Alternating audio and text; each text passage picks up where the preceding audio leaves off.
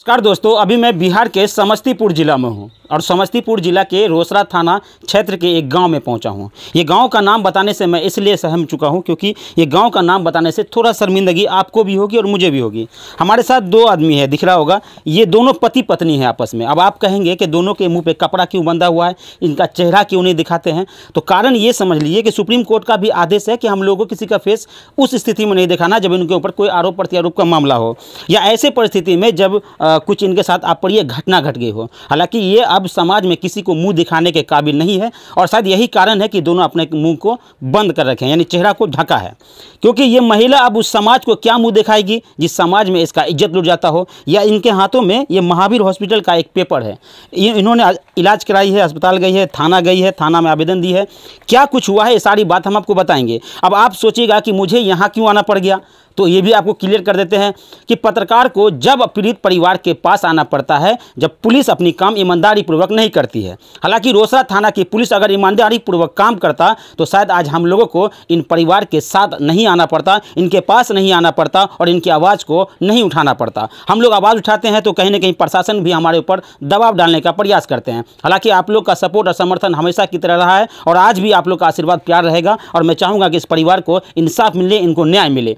ये महिला जब सुबह 4 बजे 16 तारीख को 4 यानी 16 फरवरी को सुबह 4 बजे घर से बाहर निकलती है और ठीक बगल में शौच करने के लिए जाती है। जैसे ही शौच के लिए जाती है वहाँ पहले से घात लगाए बैठे एक मनचले इनके ऊपर कई महीनों से निगाह डाले बैठे थे, उन्होंने इनका हाथ पकड़ा और इनको बागीचे में खींच कर ले जाते हैं। हालांकि इनके साथ रेप जैसी घटना को अंजाम भी दे देते हैं। हालांकि इस बात का पुष्टि मैं नहीं कर रहा हूँ क्योंकि इनके हाथ में आवेदन है, इन्होंने थाना में आवेदन दिया है और न्याय की गुहार लगाई है। इन्होंने सारी कहानी, सारी बीथा, सारी बात बता दी है। मैं ज़्यादा बात नहीं करूंगा, बस थोड़ी सी जानकारी लूंगा, आप रोइए नहीं। अच्छा ये बताइए, मुंह आप ढके हुए हैं, आप समाज में किसी को मुंह दिखाने के काबिल नहीं है। आपके दो बच्चे भी हैं, वो भी बड़े होंगे तो उनको लगेगा कि मेरी ही माँ है, या समाज में वो लड़का बोलेगा अरे यही तो है जिसके माँ के साथ गलत हुआ था, यही आदमी तो है जिसके पत्नी के साथ गलत हुआ था।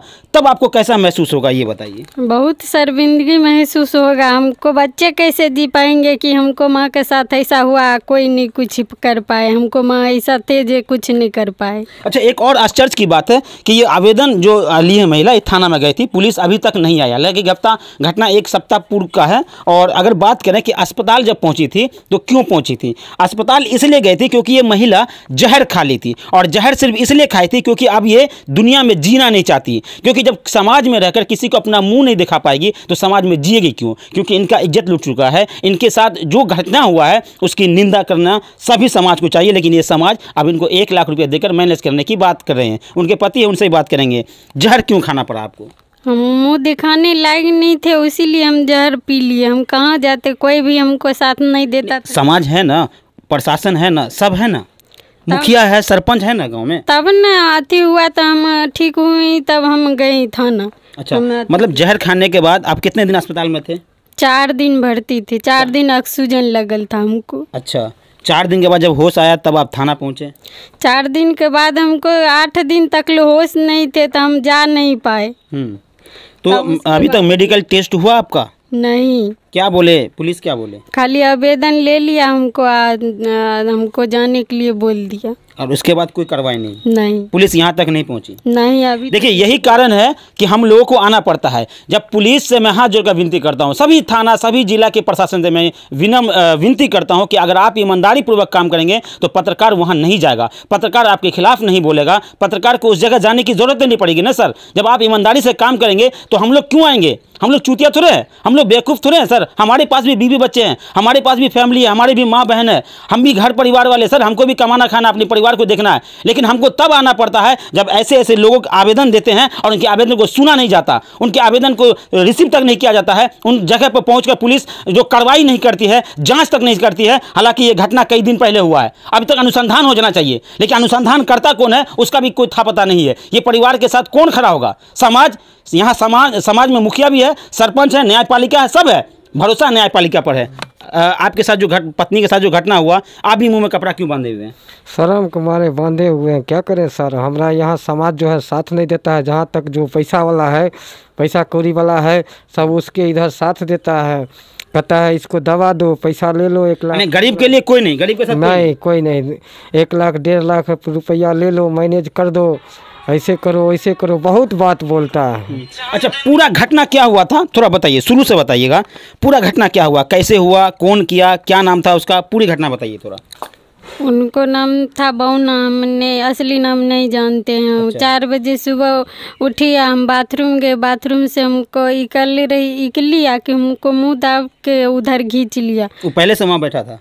हम नहीं देखे उसको बैठल था कि नहीं था, हम गए तो न कोई नहीं था। जब हम बाहर, देखिए झूठ नहीं ना बोल रहे हैं, आरोप नहीं ना लगा रहे हैं, आप गलत नहीं ना बोल रहे हैं, आप सही बोल रहे हैं ना? जी हाँ, जांच होगी, झूठ नहीं बोलिएगा। अगर वो दोषी है तो उसको फांसी भी सजा मिलेगी, अगर आप गलत आरोप लगाइएगा तो आप पर भी कार्रवाई हो जाएगी। नहीं, हम गलत नहीं बोल रहे हैं। हाँ, तो पूरी कहानी बताइए क्या हुआ था। तब हमको बलात्कार कर रहा था, तो हम तनी तनी हल्ला के, हमको मुंह दाबने थे तो हमको हल्ला नहीं करना होता था। तब हमको तनी तनी आवाज़ सुने तो हमको पति गई दौड़ल तो बचाए। हमको धमकी देता, हल्ला करेंगे तो हम आपको मार देंगे जान से। तब हमको पति गई। जब तक आपके पति पहुंचे थे, जब तक आपके पति पहुंचे, क्या तब तक आपके साथ बलात्कार हो चुका था या प्रयास किया था सिर्फ? हो चुका था। अच्छा, फिर आपके पति गए? हमको पति गए, तब हमको बचाए तो उनको भी धमकी दिया कि हम मार देंगे, किसी को बोलोगे तो? हाँ, किसी को बोलोगे तो हम मार देंगे जान से। उसके बाद फिर क्या हुआ? उसके बाद वो भाग गया, तब हम चल आए, तब हमको उठा के लेके चल आए यहाँ पर। तब वही गए बोलने के लिए, तो समाज को? हाँ, समाज को बोले तो समाज बोले कि चुप हो जाओ। तब हम, अच्छा, समाज बोला चुप हो जाओ? हाँ। अच्छा, आगे तब हम जहर पी लिए हम। अच्छा, उसके बाद जहर पी लिए? हाँ, उसके बाद जीना नहीं था? नहीं, हमको जिंदगी से प्यार नहीं था ना? नहीं। ये जहर इसलिए पी ना क्योंकि अब ये जी के करेगी भी तो करेगी क्या? इनकी सारी इज्जत ही लूट चुका था, तब ये जी के क्या करेगा? किसको मुंह दिखाएगा? ये समाज को, ये अपने वो छोटे छोटे बच्चे को कि मेरे साथ ही बलात्कार हुआ है। ये बाजार जब जाएगी तो लोग बोलेंगे कि यही वो है। अगर गांव में किसी महिला से इनकी लड़ाई झगड़ा किसी कारण हो जाती है, क्योंकि समाज में अक्सर लोगों का किसी न किसी कारण से विवाद होता रहता है, अगर हो जाएगी तो उल्हाना के तौर पर लोग इनको बोलेंगे कि यही वो औरत है जिनके साथ फन्ना आदमी इज्जत लूट लिया था, तू क्या मुँह बोलेगी, तू क्या मुँह दिखाएगी? यही बात था ना। इसी सबको सोचकर ये महिला जाकर जहर खा ली। जहर खाने के बाद ये 4-5 दिन अस्पताल में भर्ती रही। इनके पति है और इनके सासू माँ लगातार अस्पताल गई, लोगों से गुहार लगाई, मुखिया और सरपंच से भी हाथ जोड़कर विनती किया, लेकिन कोई इंसाफ नहीं दिला। अंत में प्रशासन के पास पहुंचे, लेकिन प्रशासन से भी उम्मीद अब शायद नहीं मिल रहा है इनको। क्या जी नहीं, देखिए ना अब क्या करते हैं नहीं करते। इतना दिन हो गया तो उम्मीद नहीं है, नहीं लगता है। आप क्या करेंगे अगर प्रशासन से इंसाफ नहीं मिलेगा, समाज से इंसाफ नहीं मिलेगा, तब आप क्या करेंगे? समाज से इंसाफ नहीं मिलेगा तो हम जाएंगे किसी अथी के पास, हमको न्याय मिलना चाहिए। जी, हम कोर्ट जाएंगे। कोर्ट जाएंगे, न्यायपालिका जाएंगे। अच्छा, रिश्तेदारों में, अपने परिवार में, अपने समाज में ये मुंह दिखाने के काबिल नहीं है, इसलिए इसका मुंह हम आपको भी नहीं दिखा पाएंगे। उनके पति है, क्या कहेंगे अभी तक? अगर ये विनय तिवारी दरभंगा के समस्तीपुर के सबसे तेज तर्राक एसपी माने जाते हैं, हालांकि पूरे बिहार में जितने भी आईपीएस अधिकारी हैं उनमें सबसे तेज अधिकारी विनय तिवारी है, क्योंकि समस्तीपुर के जब से एसपी बने हैं क्राइम पे थोड़ा कंट्रोल हुआ है, लेकिन ये मामला उनके संज्ञान में शायद नहीं गया होगा। चुका है, बताने की जरूरत है नहीं, क्योंकि उन्होंने सब कुछ बता दिया है कि अगर एसपी साहब के संज्ञान में मामला जाता तो शायद अब तक कार्रवाई हो गई होती। जी, क्या कहेंगे? उसके बाद बोलता है कि कुछ लोग, लड़का उड़का है नवयुवक उधर का, उसके बगल का, वो सब कहता है कि अगर पुलिस आएगा हमारे दरवाज़ा पर तो उसके बीवी को उठा के लाएंगे, उसके बच्चा उठा के लाएंगे, बीवी बच्चा सबको लाएंगे, इससे शादी करा देंगे पुलिस के सामने ज़बरदस्ती। कहे ऐसा थोड़ी होता है, जो कहेगा वही नहीं ना होगा। जो इस पर आप लोग कार्रवाई कीजिए। इसको 4 आदमी पैसा कौड़ी वाला है, उसके पास गए, बोले बतियाए तो बोला कि घुट के पी जाओ, इसको जो रहने दो, दवा दो, बेइज्जती होगा, अपना ऐसे होगा वैसे होगा, बोल के रह गए। मगर हम जो कुछ पढ़े लिखे हुए हैं, हमको संस्कार मिला स्कूल से, टीचर से मिला कि जितना जो है क्राइम करने वाला को गलती होता है, उससे क्राइम दबाने वाले को भी उतना ही गलती होता है। इसलिए हम जो है ना बंद नहीं रखना चाहते अपना मुँह। अगर हमारे साथ आज हुआ है, किसी के साथ और होगा, उसका मन बढ़ल रहे। न्यायालय पर भरोसा है हमको, यहाँ से नहीं होगा तो हम कोर्ट जाएंगे, न्यायालय जाएंगे, ऊपर तक जाएंगे। हमको उसमें जो है ना हमारे पूरा घर भी बिक जाएगा तो उसमें कोई दिक्कत नहीं है। जहाँ तक हमको पहुँचना पड़ेगा हम पहुँचेंगे, कटोरा से भीख मांगेंगे, मगर हम जो है उसको जो है ठिकाना लगाएंगे जैसे भी होगा। न्याय के लिए जो करना होगा हाँ, करेंगे। जो करना होगा वो करेंगे। हमको जैसे भीख काहे न मांगना पड़े, हम भीख मांगेंगे, मगर उसको जो है जगह हमको उसको धराना है जैसे भी हो। जब तक न्याय नहीं मिलेगा हम उसको छोड़ेंगे नहीं। जब उनके पत्नी है और ये पति है। अब ये मामला लेके गए थे थाना पर। थाना से समस्तीपुर सदर भेजा गया, वहाँ मेडिकल जांच की बात की गई। मेडिकल जांच के लिए रात भर इन महिला को थाना पर बैठा के रखा गया, महिला थाना में। लेकिन इनका मेडिकल के नाम पर बैठाया, लेकिन मेडिकल हुआ नहीं।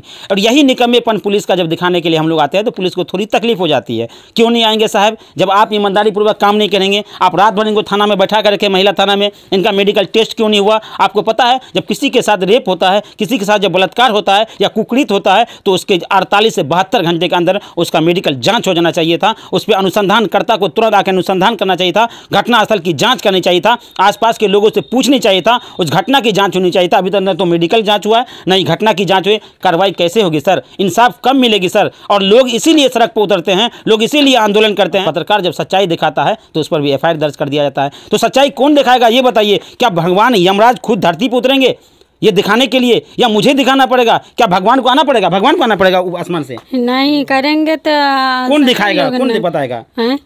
न्यायपालिका है ना।